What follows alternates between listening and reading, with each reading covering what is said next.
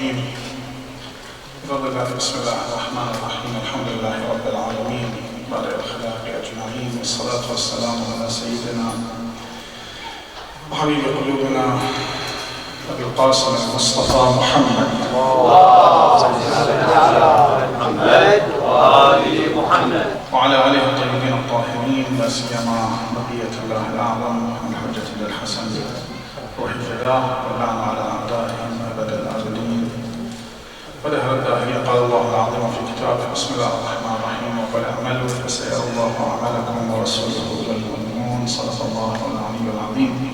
So I believe I'll talk in English because Sayyid Hassan did a very good job and actually persuading the audience and to pass the information that this great organization is doing individually in this country. Actually, I was really amazed by how organized they are and the gist that they have and how they are working and how many people are participating in this organization. So, should we work individually or in a group? I've mentioned that in some of my speeches in this mosque, the Mosque of Ahlul-Bayt alayhi salam, that the Quranic vision is that we should work together. That's why we were encouraged by Quran and Ahlul-Bayt alayhi salam, of course, the Prophet and Ahlul-Bayt, to pray congregational prayers in mosques. Why? While we can pray at home, we don't need actually to use petrol, to use energy, to travel from place to another place. Yet we see that Islam encouraged us to gather, to sit, to listen, to talk, to communicate with each other. Why? Why Quran, when this great book wants to talk actually about how should we work? Quran says, وَقُلْ اعْمَلُوا. Allah subhanahu wa ta'ala didn't say that وَقُلْ اعْمَلُوا. وَقُلْ اعْمَلُوا. Work together. Work with each other. فَسَيَرَى اللَّهُ أَعْمَلَكُمْ. Why? Because Allah subhanahu wa ta'ala can see the outcome, actually can see your deed. The Prophet can see your deed. Believers, and this verse, believers are Ahlul Bayt alayhi salatu wassalam, because usually not all mu'mineen and believers can see each other's deeds and actions. So Ahlul Bayt, we believe Imam al-Hajj alayhi salatu wassalam can see our deeds each week at least twice in accordance to our narrations. So Allah can see, of course, Allah can see. But this verse is very similar to those verses when Allah subhanahu wa ta'ala talks to Prophet Moses that I can watch you, I can see you. Ala ayni, Allah subhanahu wa ta'ala says in the Quran. And when he talks to our Prophet, ma takuna fi sha'n أو تكونوا في شأن أو تتلو منه من قرآن. Whatever you do, we see you. It means that we will actually multiply your efforts. We will show everyone the outcome of your deeds if they were conducted sincerely. So we should work together in a group, and we should work under the umbrella of organization. We should work as organization. The commander of the faithful, I believe, said, عليكم بتقوى الله ونظم أمركم. You have to actually narrow your work. You have to know how you should work. Let me start with Abu Talib. Actually, Samaḥa, the Sayyid told me I've got only 5 minutes. I had a meeting yesterday last night. براحتك سوين 10 الله. And one of the friends in Panjatan told me, we'd like to sit with you, girls and boys, and we'll give you 3 minutes. And I replied to them that even if I want to knock out someone in the first round, I cannot knock out him in 3 minutes' time. I need a little bit more. However, let me bring you some examples. Abu Talib, the one who we actually admire, we actually believe that he was a believer in the Prophet sallallahu alaihi wasallam. What did he do?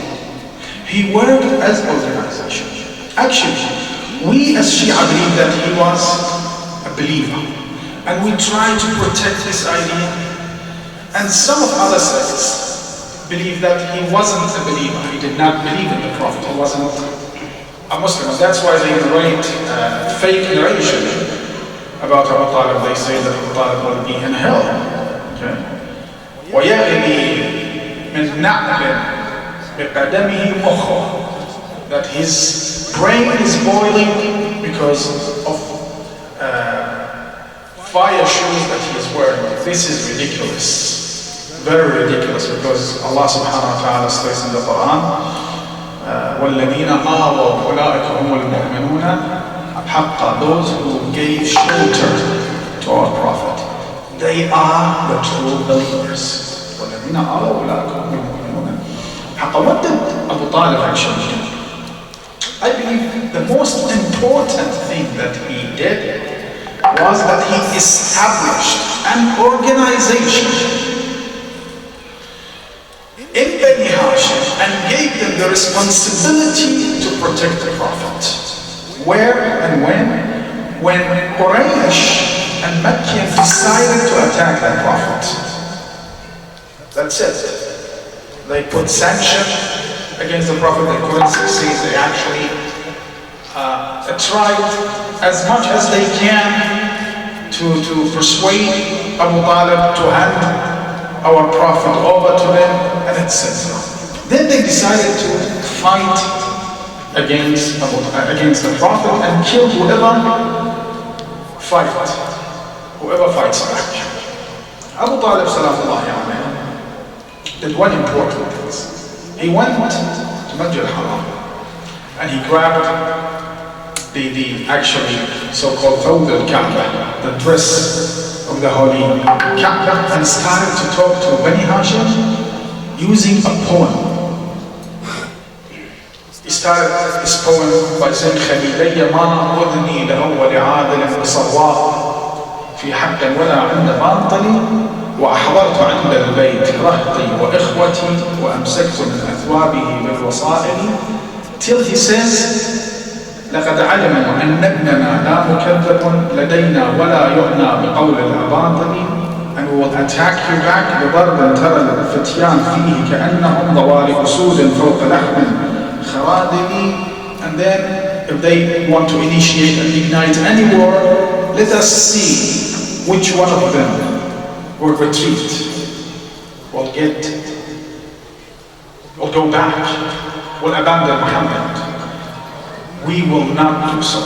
So he organized Bani Hashim in a way that Quraysh saw that if they want to fight Bani Hashim, they have to fight an organized army. And this is very important. We need organization. Even the commander of the faithful, Ali ibn Abi Talib sallallahu alayhi, made too many organizations. For instance, you heard about this Sharabatul Khamis or Shurtatul Khamis. He established amongst his army the best of the best, and he gave them very important missions.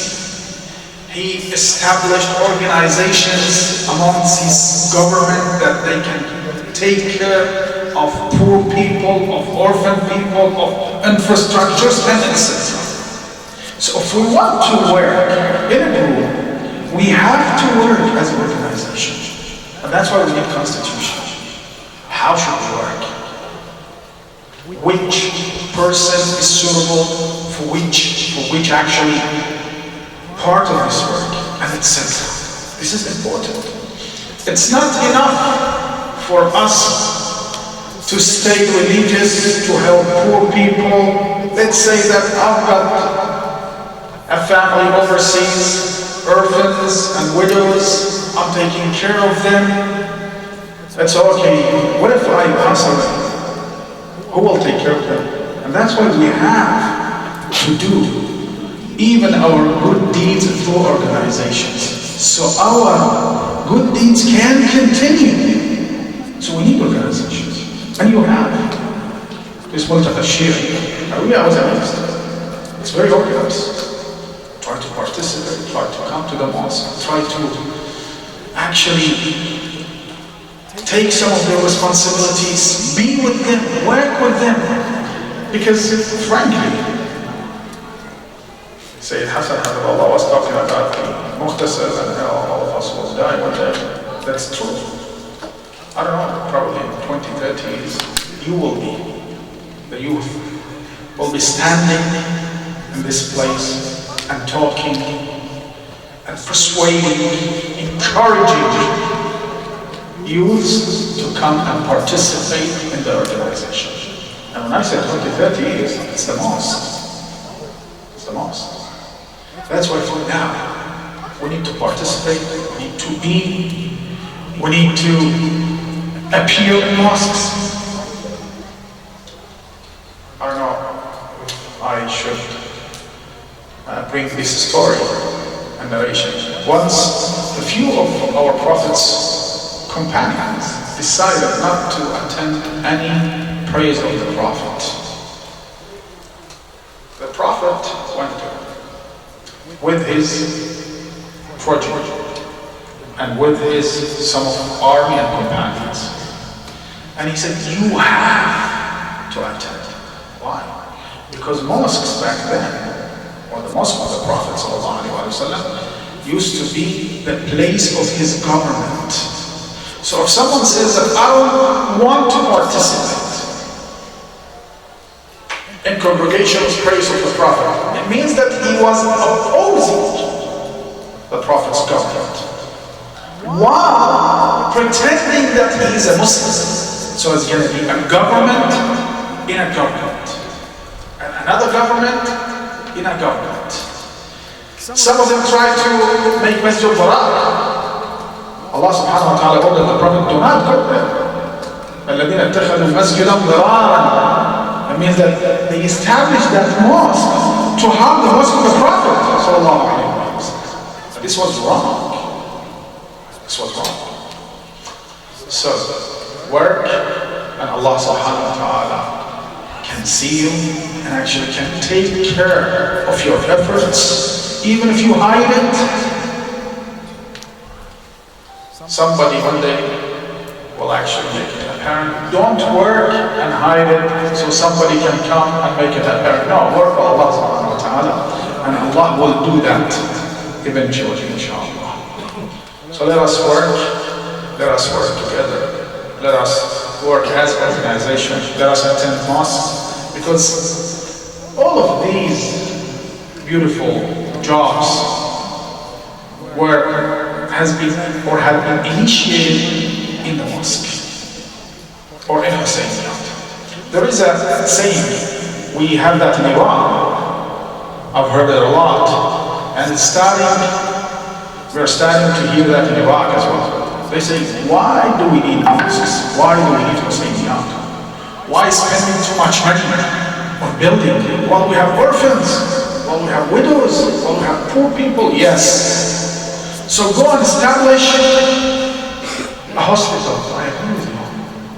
But where and when you can establish a hospital? Yes, I'm not talking about the government's responsibility and duties. They have to do it.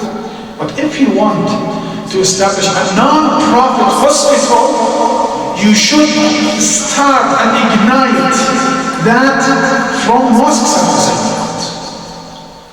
So we call these places as mosques and Husainiyat, but they are actually organizations, non-profit organizations, that if we try to participate in their programs, we can succeed, inshallah. So especially during the month of Ramadan. I don't know how this organization works, but I believe at least some of the shabab and youth should participate in that. Should try, at least should attend. I'm not talking about the annual meeting, because the annual meeting it's only a year between, it's a deep gap. But if they have any monthly meeting, they can hold any monthly meeting. Weekly meeting it's a little bit hard, but monthly meeting, or every 2 months meeting, or every 3 months meeting, so they can actually cope with what is going on and understand what is going on and try to be on track and prepare themselves to take the responsibility if it was needed in any place. هذا واستغفر الله لي ولكم والحمد لله رب العالمين والصلاة والسلام على محمد وآله الطاهرين. اللهم صل على محمد وآله